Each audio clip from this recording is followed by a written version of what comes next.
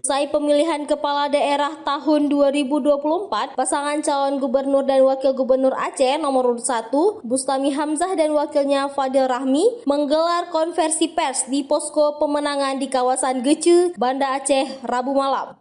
Meski proses perhitungan suara belum sepenuhnya usai, namun pasangan ini telah memiliki beberapa hasil dari seluruh kabupaten kota di Aceh. Berdasarkan hasil hitung cepat sementara, dari tim pemenangan, paslon nomor urut 1 sudah memperoleh perolehan suara sebanyak 1,6 juta suara atau sekitar 54,41%. Hal itu disampaikan oleh Ketua Tim Pemenangan Bustami Hamzah Fadil Rahmi, TM Nurlif dalam gelar konversi pers.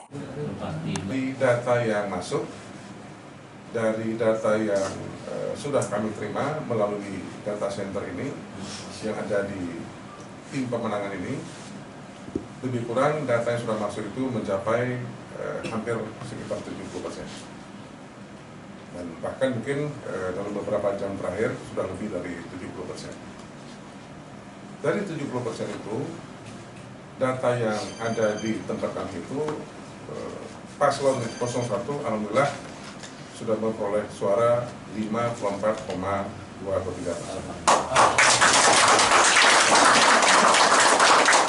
Oleh karena itu, kami meminta kepada semua tim yang ada di semua lini, baik di provinsi, kabupaten kota, kecamatan, dan tingkat kampung atau desa, untuk terus mengawal proses perhitungan suara ini, sehingga proses perhitungan suara ini bisa berjalan dengan kredibel.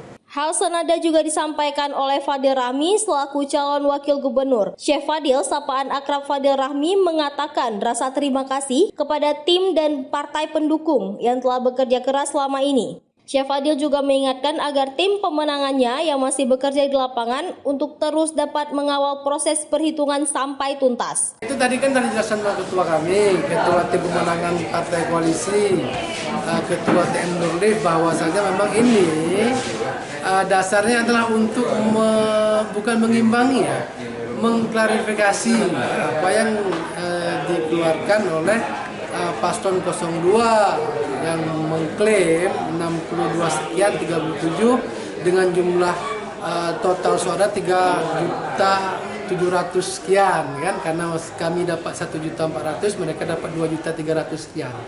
Sedangkan pemilih Aceh 3,7. Jadi biar nggak bingung masyarakat, gitu kan? Biar nggak bingung masyarakat. Karena euforia ini kalau misalnya mereka saja yang ini kan nggak masalah, tapi pengaruh dengan masyarakat umum kan ini yang bahaya. Kalau kami biarkan justru salah kami, ya kan, membiarkan sesuatu yang tidak jelas validitasnya untuk tersebar. Maka kami mengadakan konferensi pers, bukan tandingan enggak, cuma untuk sekedar membuka juga bahwasanya kami juga punya aplikasi khusus terkait dengan pemungutan suara itu. Kita juga berproses kan, tadi sudah dikatakan sekarang ini berada di angka 70%, malah ada kabupaten kota yang sudah hampir 100% masuk, salah satunya termasuk Biren. Jadi kita memang di situ leading lah, ya kan? Ada beberapa kabupaten memang kita leading, ya kan? Tapi memang kita harus akui Aceh Utara, karena mungkin ada indikasi-indikasi yang disebutkan oleh ketua tadi, kita memang ketinggalan dibanding mereka.